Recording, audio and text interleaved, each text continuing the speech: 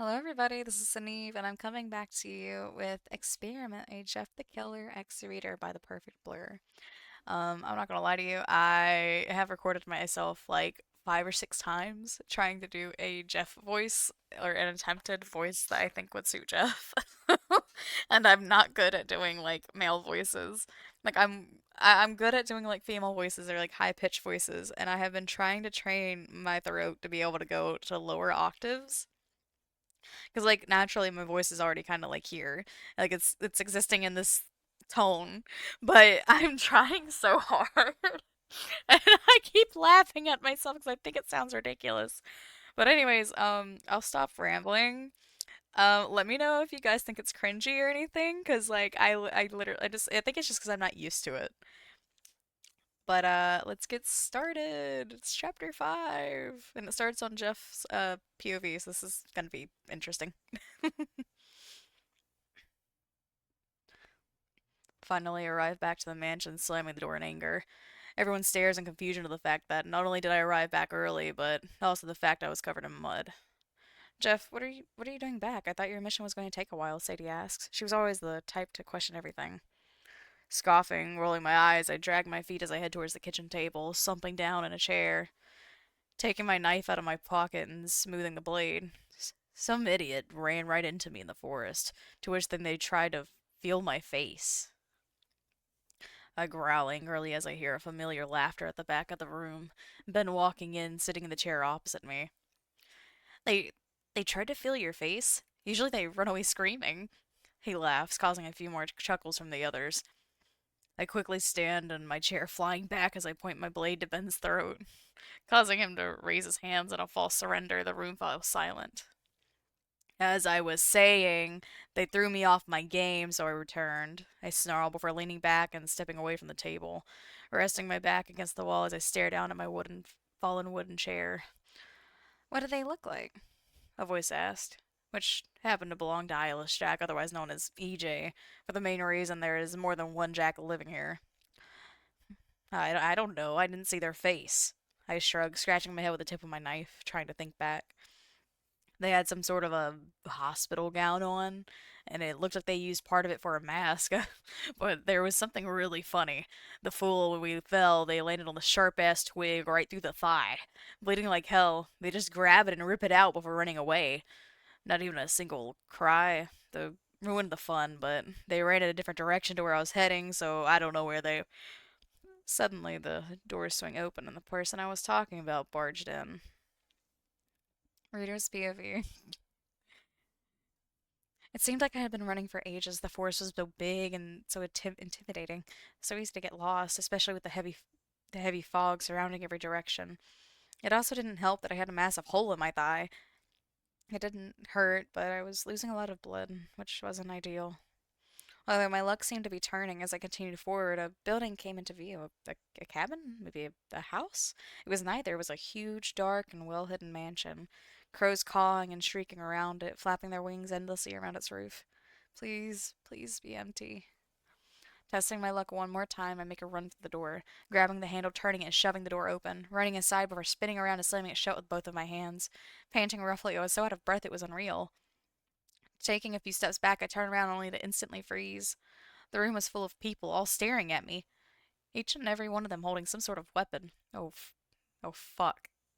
I awkwardly turned my head to look around and catch a glimpse of someone I recognized, the one with the cut smile, and who had collided with me in the forest. This wasn't good. I started taking a few steps back before spinning around, rushing to make an exit, but instantly bump into something, causing me to once again back away and look at the obstacle obstructing the door. I watch as a tall figure stands there, its hand reaching down and locking the door. The figure was wearing pretty much all gray, including gloves, a hoodie with its hood up over its head, and they wore a dark blue mask which appeared to have black tar oozing from the black eye sockets. I could feel its stare burning into me. I continued to back away, but that just led two arms to wrap around me and restrain me, pinning my arms behind my back as I harshly hold my chin with their own other hand. All the figures in the room started to walk closer, but the one I bumped into was the one to approach me, its knife raising to meet my gaze. I'm sorry, I didn't mean to. I didn't know this was your. Did you follow me? I raised my eyebrows, but I doubt they would have seen that due to my rubbish attempt at a mask. What? Did you follow me? It growls, bringing the knife even closer to my face with each word, but they soon glance down at my leg as blood pours out. How did you not feel that? It whispers quietly, loud enough for only me to hear. Just about, huh? What's going on in here? A voice bellows. It sounded as if the voice was traveling directly through my brain. It was almost disorienting when suddenly a figure appears in the room, just appears out of nowhere. Full blown teleportation. I was shocked, but that only made me more scared. Who were these people? The figure approaches me. It was the most menacing thing I'd ever seen. It was tall. Very, very tall. Must have been at least 7 feet, maybe even 8 foot tall. Maybe even more. It was very slim and pale as it wore a black suit, but as I took in how pale it was, I noticed something. It had no facial features. But how is that possible? No eyes, no ears, no mouth, no nose, not even eyebrows, not even a single characteristic to suggest it was human. But that wasn't the only thing. It had tendrils flailing rapidly behind it, protruding from its back, a solid black color just like its suit. What are you? I couldn't help but stutter, but I instantly regret speaking because as soon as I finish my last word, it angrily storms over, a loud static ringing in my ears as it dramatically leans down its featureless face staring right at me. Do not speak. You are not permitted to ask questions. You will only answer. Is that understood? How could it be talking? Surely it's talking. I can hear it, and I'm assuming everyone else can, judging by their expressions. Well, those who weren't wearing masks, but it has no mouth, so how could it? I said, is that understood? I suddenly jump and whimper as I had some completely forgotten to answer as I was too captivated by the figure in front of me. Yes, I understood. I breathe a sigh of relief as the figure nods slightly, leaning back up to a straight posture but keeping its face locked down on me. You are in a mansion where I hold the most wanted criminals in this city, murderers, ghosts, demons, and monsters. It is well hidden away from the public, and no human can ever find it. So how did you? Did you follow Jeff? It asked, pointing towards the cut smile, who now I know is Jeff, making the assumption that he's a male, but then it suddenly hits me. Murderers? Demons? Monsters? I began to violently thrash around, desperately trying to break free from the one restraining me, but they were unbelievably strong.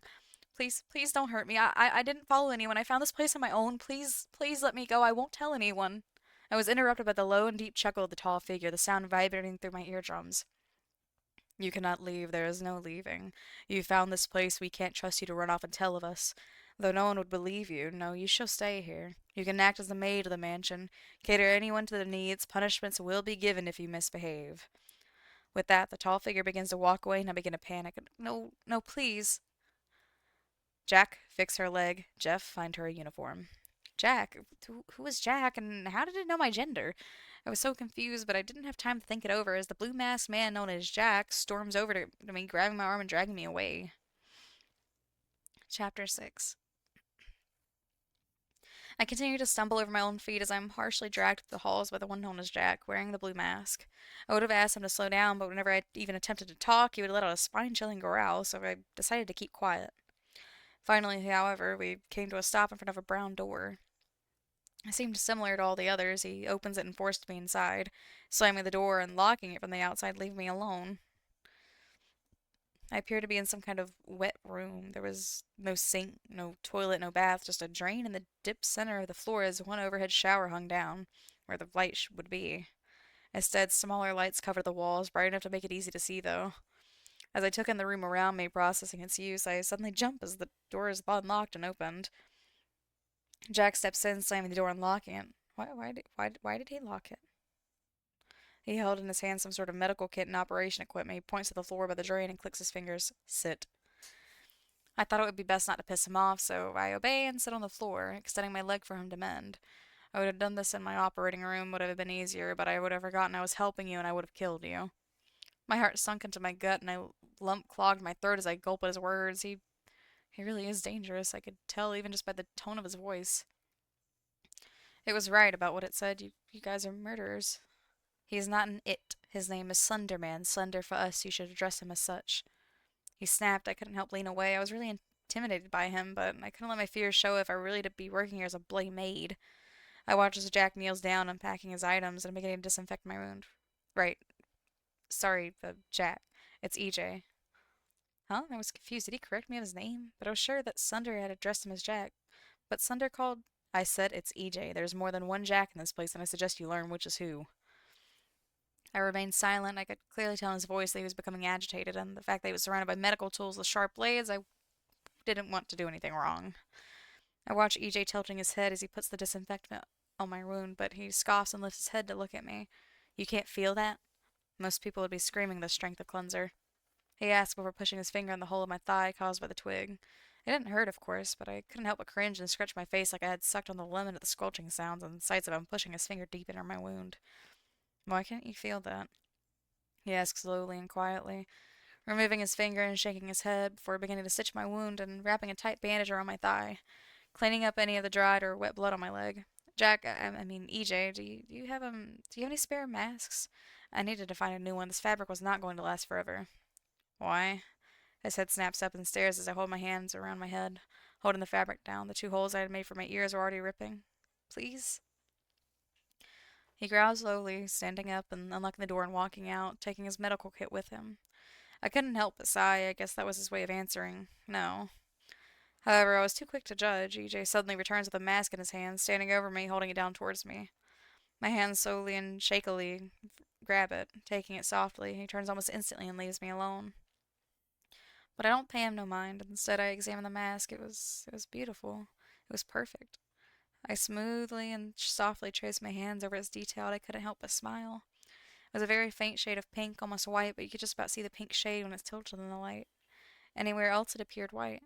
The two eye sockets were completely blacked out, just like EJ's. I waved my hand behind the mask. I couldn't see them through the eyes, which was good, as I didn't want anyone to see my bloodshot eye and burnt skin.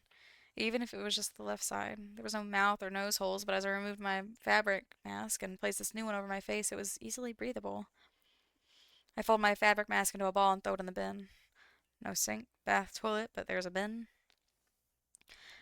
Taking a deep breath, adjusting my new mask, I open the door to the wet room and step out, only to have my wrist instantly grabbed and to be dragged away. Glancing at the source, it was Jeff. I had forgotten Slender wanted him to find me a uniform. Everyone around here is so forceful. He suddenly stops at, yet again, another brown door. Wait here. He orders, opening the door and sliding in and instantly shutting it. I wonder what's in there.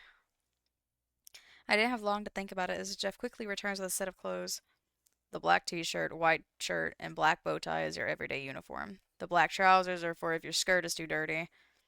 But don't I get a spare shirt? He snarls, grabbing the collar of my doctor's gown, yanking me forward, but he goes to speak. He stops, looking down at my neck, feeling around before instantly grabbing the chain. I had completely forgotten about the chain and collar. This was not good. This could come in handy. He chuckles with a sly and evil grin, before instantly dropping the chain and taking a step back, folding his arms, staring at me. Well, I was so confused.